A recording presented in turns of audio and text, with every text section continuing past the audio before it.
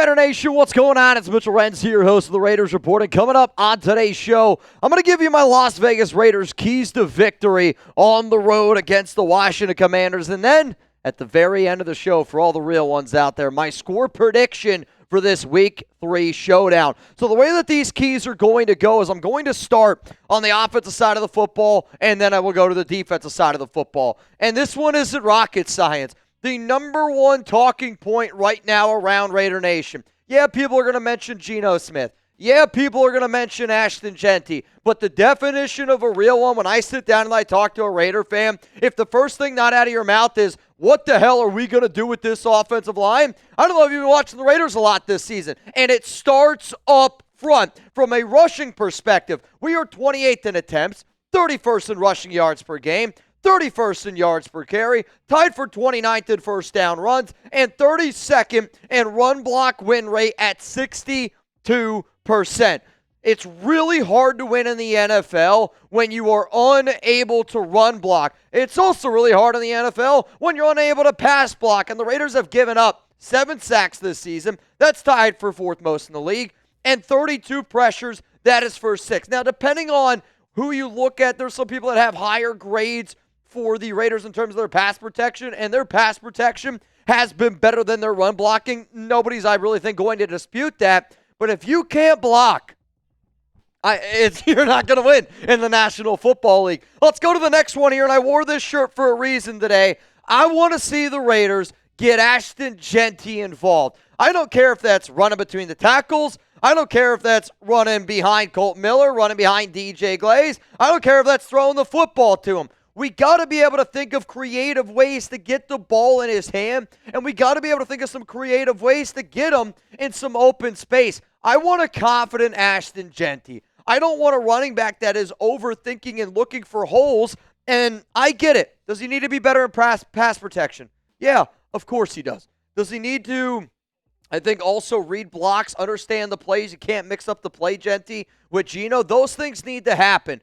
But if you think the reason why Ashton Jeanty isn't playing is because of only those things, I don't really know what to tell you, because this guy needs some help out there. He's got 81 rushing yards this season, but he's got 84 yards after contact, 3 receiving yards, 26 yards after the catch. I've been doing this show for a long time. I could never remember stats like I'm looking at right now. His PFF elusive rating, like, to me, if you're going to combat me with, oh, Mitch, he's averaging, I don't know, 2.9 yards per carry, whatever the hell he's averaging, I'm going to look at you and I'm going to go, well, Jeanty ranks 4th in PFF elusive rating among running backs that have at least 30 touches, which says that he can make guys miss. I've seen spin moves. I've seen electric runs. I've seen the ability to just lower the boom. Yes, some people will say he looks a little bit smaller. NFL players are bigger than college players. But he is a stacked human being, and if you've watched every single run with him, he is a violent runner, and we just need to get it going a little bit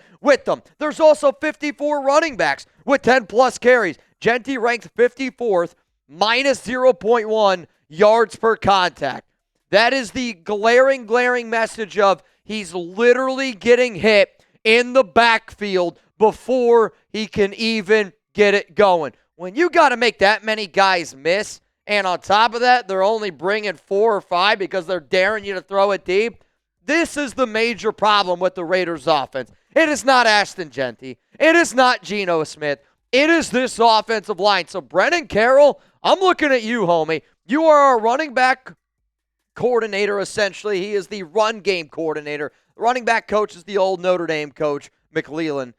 But you're not only the offensive line coach, you're also the run game coordinator. We gotta get it going. So be honest with me today. This is going to be the pinned comment, which means y'all are about to get hit with a YouTube ad break while that ad is playing.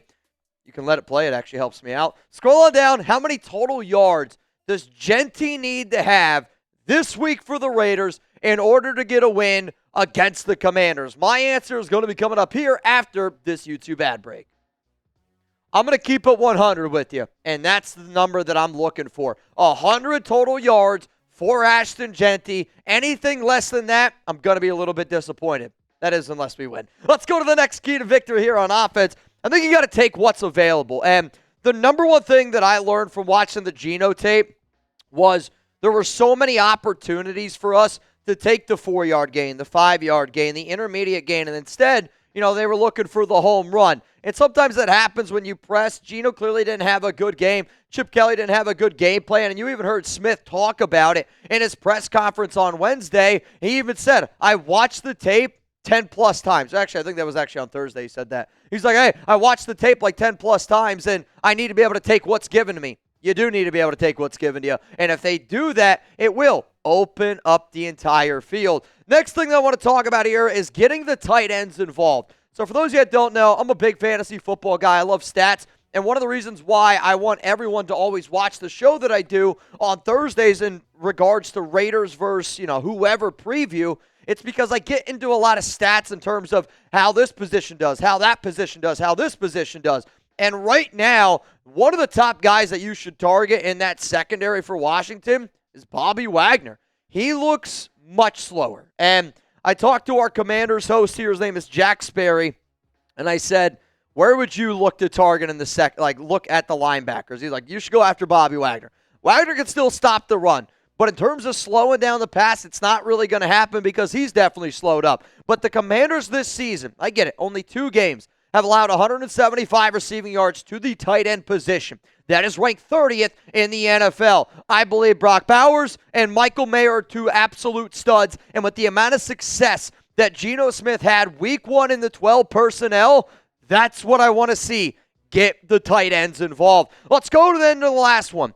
You got to attack the cornerbacks. And, when you talk about some of the struggles that teams have, you're going to look at this cornerback room right now for Washington, and through 2 weeks of the season, this looks like my report card. I don't know if my dad's watching right now. He's sitting here going, math, social studies, science, geography, and algebra, right? I'm not going to lie. I had to take algebra and Spanish summer classes in my 9th grade year. But these cornerbacks for Washington right now, they're getting picked apart left and right. And I'm a little bit surprised by Lattimore. Y'all know how much I like Troy Amos, and it doesn't shock me that Amos right now is the top corner. But if you're the Raiders with Jacoby Myers, with Trey Tucker, and especially Trey, if there's another thing that I probably learned from watching the tape, I couldn't believe how open and how often open Trey Tucker was in that game last week. If I'm Geno Smith, I'm looking at that guy that wears that number 1 jersey.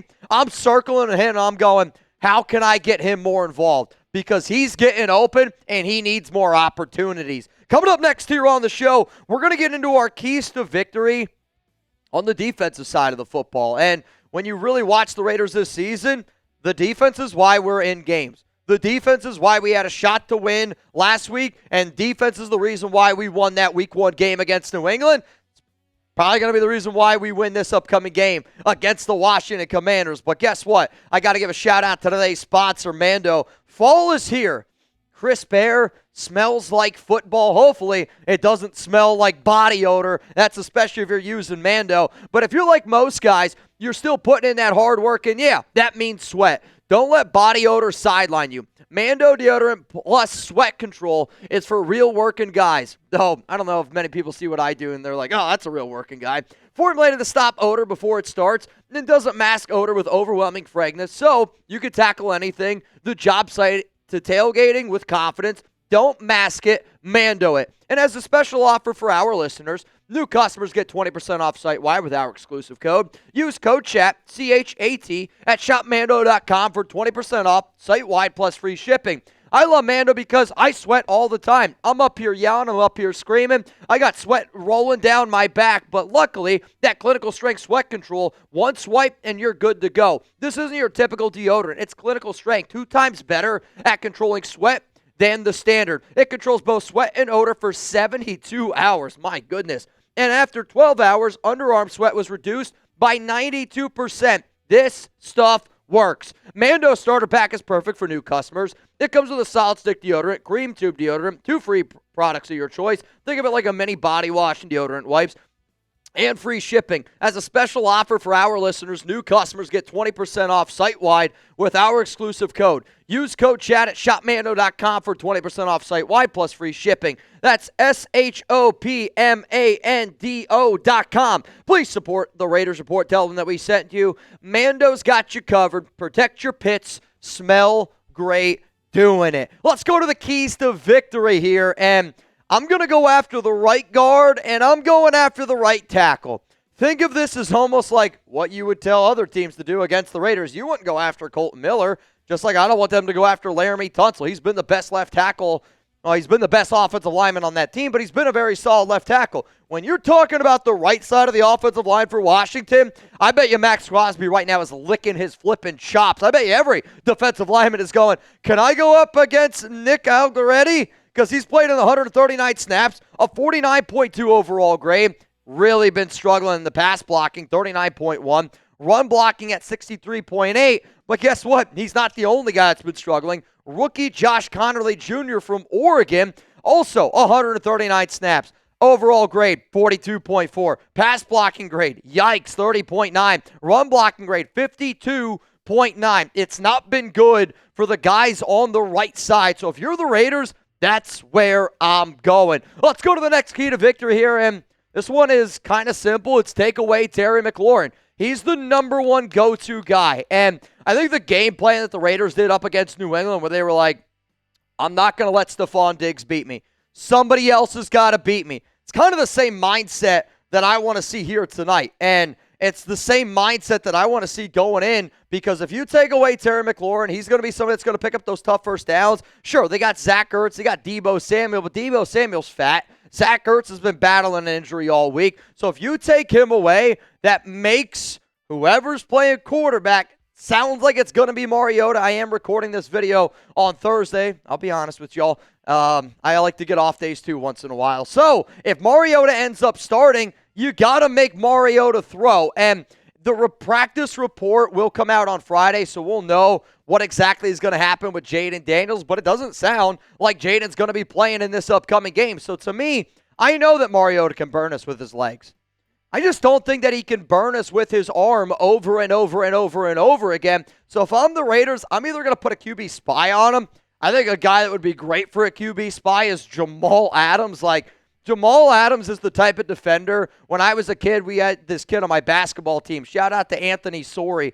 And we used to put him on guys because he was a little spark plug, the Energizer Bunny. But we used to run box and one defenses where everybody else did their thing, and that guy's only responsibility was to go on Marcus Mariota. That's what I want to see this week. Put Jamal Adams, put a little bit of QB spy on Mariota because he's not good enough to throw it over and over and over again, but he can beat you with his legs. And if he beats you with your legs, that opens up the passing game, and it's going to open up some other running lanes as well. Let's go to the next one here, and it's going to be, you got to be able to generate pressure. And, you know, you go back and you watch the tape against the Chargers, and they double-teamed. Hell, there were at times they triple-teamed Max, and I don't blame teams for doing it. Until other guys can step up and show that we can consistently get pressure, we got to be able to find other ways to do it, whether that's blitzing, whether that's playing Tyree Wilson more. I was a little bit confused why Wilson didn't get as many reps this past week. Now, Jonnu Lelu, from a box score stat sheet, he filled up the box score. But when you go back and you watch the film, you're like, the stats don't really back up what you saw. Now, he was one of my big winners because, again, he still had a very good game for his standards. But at the end of the day, if we're not able to generate pressure, we're just going to struggle in the NFL. The final one is this, and it's not rocket science. It's win the turnover battle. To me, I hope that the Raiders don't turn the ball over on offense. But I also know that when you're down your quarterback, they got a few injuries there. They lost Austin Eckler. You know, there's going to be a lot of moving parts for them. And when you have a lot of different moving parts, sometimes it gets clunky. And the Raiders last week had some different moving parts. You didn't have JPJ. Brock Bowers is banged up in our offense. Clunky is probably the nicest word that I could say about our offense last week. But you can force more turnovers. You can be a little bit more aggressive. And that's kind of what I'm hoping for from this upcoming defense. Because if we win the turnover battle, we will win this football game. So I want to know from y'all, what's your biggest key to victory this upcoming week for the Raiders against the Washington Commanders? You can let me know. I gave you my 5 on offense. I gave you my 5 on defense. That score's not right, just so you know. So what's your biggest key to victory for the Raiders versus the Washington Commanders? If you could, please, please, please let me know down below. Now, if for those that do not know, I am going to be live on Sunday, 1 hour before kickoff. It is noon Eastern time. Both of these teams are 1-1. Both of these teams, I'm sure, are itching to get back in the win column, because being 2-1 compared to 1-2, it's a stupid statement to make, but it is a very, very big difference. Let's be honest with ourselves here. So to me, I'm going to sit up here and I'm going to go, the Raiders are going to get a win, 24-17 on the road against Washington. If Jayden Daniels plays, might be a different story.